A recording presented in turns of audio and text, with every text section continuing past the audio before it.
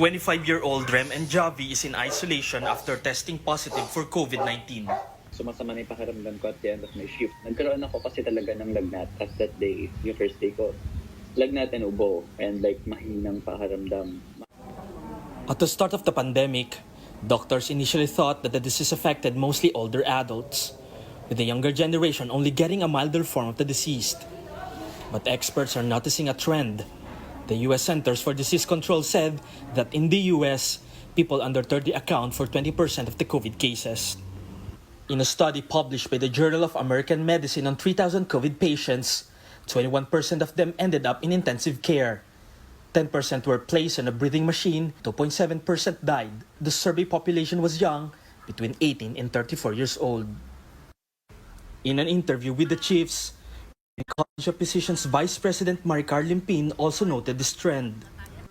Actually, ang parang pagbabago lang na nakikita namin, mas medyo madami kami nakikita ngayon na parang na medyo bata, walang comorbidities, walang sakit sa puso, walang diabetes, no, relatively healthy. Yet another complication, what she calls happy hypoxemia, or COVID patients who appear to be doing fine even though their blood oxygen levels are getting dangerously low.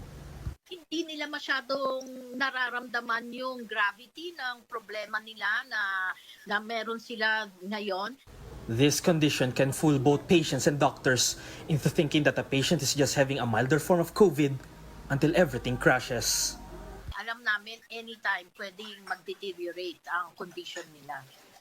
For Rem, there are days when his condition really gets bad, surprising considering his young age. Because of these new trends, Dr. Limpin warns people not to take even mild cases of COVID for granted, with many COVID-19 patients frightened to visit a hospital and arriving only when their symptoms have dangerously advanced. Doctors also wonder whether home monitoring could hasten treatment and whether for some that could make all the difference. Stanley Gajete, We're One News.